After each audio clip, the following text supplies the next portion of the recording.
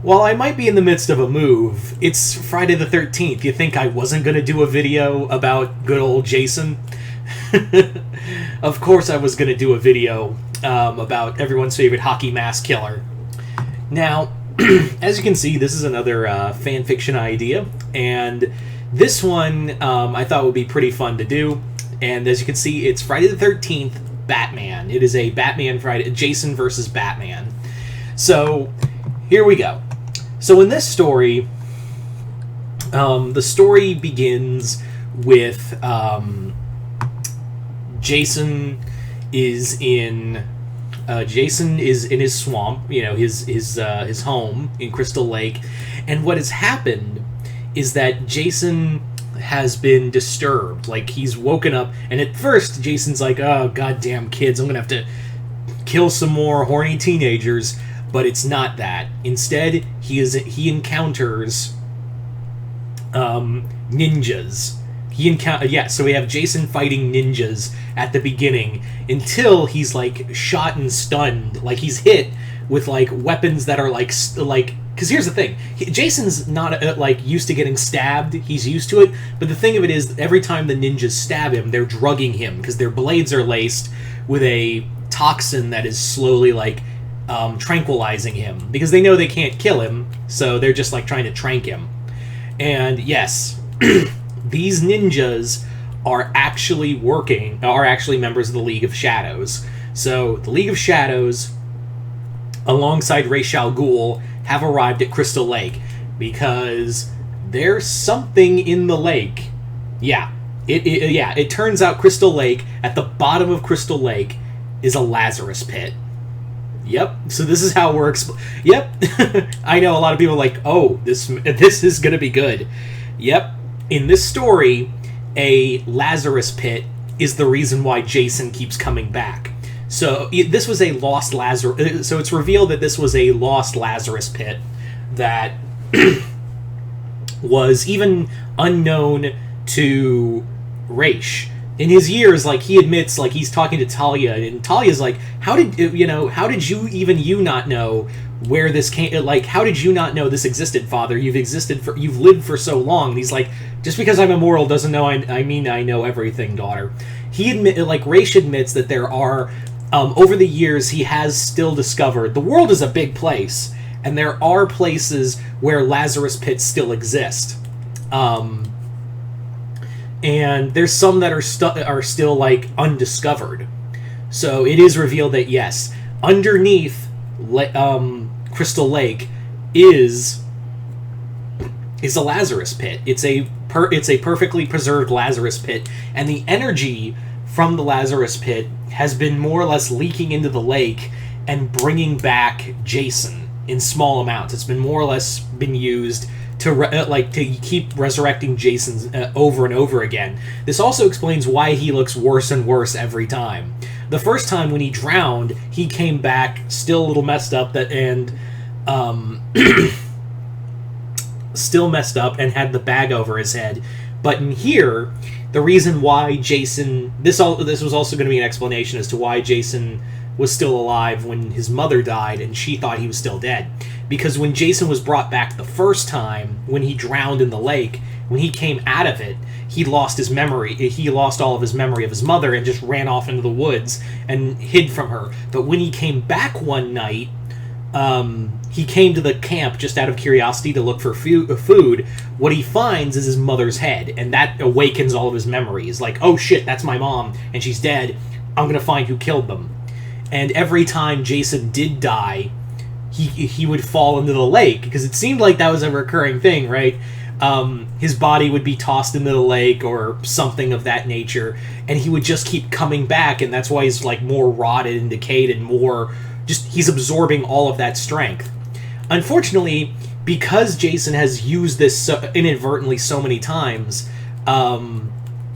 Jason has more or less poisoned this Lazarus pit, and Ra's is like, this monster has created an affront to to my Lazarus pits. Like, this dude has literally just made a horrible, this guy has made the last decision of his life, and And Talia's like, Father, he cannot, we cannot kill him. And he's like, oh, we'll find ways. We will find ways to bring this monster down. So Jason is taken by the League of Assassins, League of Shadows, League of Assassins, either way. And essentially, he is taken and brought, or at least trying to be transported to Nanda Parbat to be, like, experimented on by the League. However, during all of this, Batman has shown up, because Batman has kind of caught wind that Ra's is again operating in American lines, and he's like, he may not be in Gotham, but I'm still like, he's still a threat no matter what. So Batman went to go investigate in New Jersey and went to Crystal Lake, and has discovered, Jason. And even though, he's like, Jason Voorhees was supposed to be, I've kept reports of this Jason Voorhees person, but I never thought they were immortal. But then again, I should know better, because I fight a guy named who's a fucking zombie Hulk, Solomon Grundy. I also take on a guy who turns into clay, and who's made of clay, and also a guy who turns himself into a man bat. I should not, and also the guy I'm fighting right now is 600 years old. I should know better. Like, I should legit know better. So during the scuffle between Batman and Ra's, Jason breaks free and just starts unleashing on the League left and right. He is just tearing through League of ninjas left and right. Because now he's like running on adrenaline, so the drugs that every time he gets stabbed, it's not affecting him as much as it did. In fact, it's actually making him angrier, and that gets his adrenaline pumping even more. So now he's just in full aggro mode, just tearing through people left and right. Until he gets to Batman. And of course, Batman is like, oh shit. And Jason is just coming after him over and over again. He's like, there's no thought Batman, like, already knows, like, there's no thought process here. There is no, like, nothing other than the pure instinct other than to kill. This monster, this thing is just an undead monster. Nothing, like, that's all it is. It's just, he is just an undead monster. There's nothing to it. And in other words, he's already dead. I don't have to hold back. So Batman, he gets to use lethal force against Jason because he's already dead. He's an undead being. He can kill it. So Batman is using like all the more lethal techniques he's held back on, and he like, if this was a comic, I would have like a inner monologue where he's talking about like, I can't lie, I try not to tell myself that I like it. I can't help but lie to that I can't lie to myself. I can't deny that this feels good, to cut loose on someone finally. Now I know how Clark feels when he fights Darkseid. So, of course, during the fight between Batman and Jason, Ra's is like, haha, I will go to the, I will go and, collect the samples of this Lazarus pit and see if and see if we can forge a new kind of Lazarus formula for me to use. Obviously, it's different than the ones I've used because of what's done to Jason Voorhees. But of course, Batman's like, I'm not letting you do that. And actually, it then becomes like a full-on three-way fight between Jason, Ra's, and Batman. And during the fight, Batman like moves out of the way from Jason's machete, and Ra's is like, oh, and just gets fucking impaled by the machete. And Jason is just like, and throws him off, leading to some of the ninjas to collect him, and they scurry off.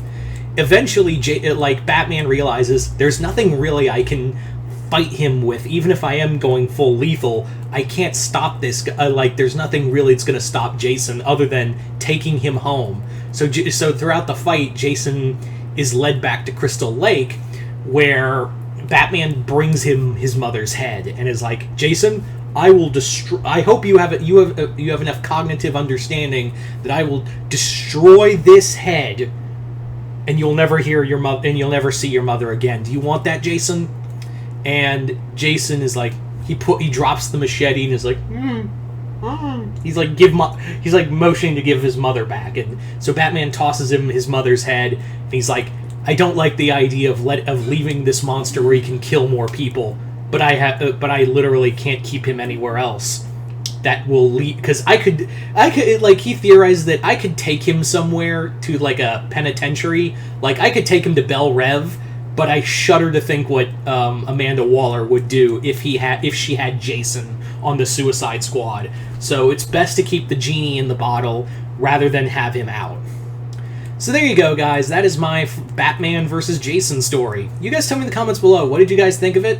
Like it, hate it, comment below, let me know. And other than that, I'm Mr. Multiverse. I'll see you next time in the Multiverse.